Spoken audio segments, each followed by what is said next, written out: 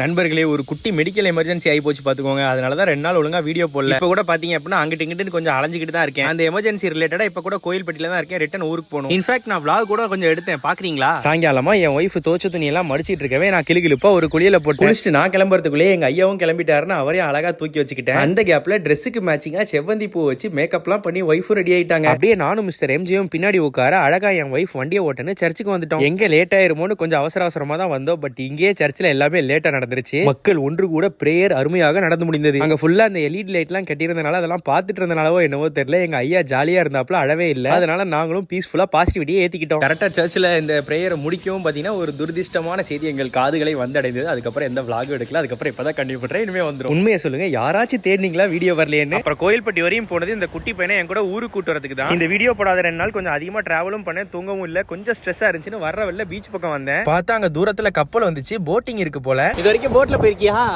இல்ல. இப்ப போமா? அவனும் எக்ஸைட் ஆயிட்டா, எனக்கும் எக்ஸைட்டிங்கா இருந்துச்சு. எரும மாடுகளுக்கு 100 ரூபாய் டிக்கெட்டும் கண்ணுக்குட்டிகளுக்கு 50 ரூபாய் டிக்கெட்டும் 150 ரூபாய்க்கு டிக்கெட் எடுத்துட்டு போட்ல ஏறணும். அந்த கடலோட அலைக்கு போட் ஒரு இடத்துல நிக்கவே இல்ல. பின்பு அலைகளுக்கு நடுவே ஒரு அழகான ஜெர்னி. கொடுத்த 100 ரூபாய்க்கு குட்டி ரைடு கூட்டு போனாலும் நல்ல மெமரிஸோட திருப்பி வந்தேன். அப்புறம் என்ன நண்பர்களே, பீச்ல என்ஜாய்மெண்ட்டை முடிச்சுட்டு வீட்டுக்கு கிளம்பினபடி இந்த vlog முடிச்சுக்கிறேன். நல்லதே நினைப்போம், நல்லதே நடக்கும். பாய் நண்பர்களே.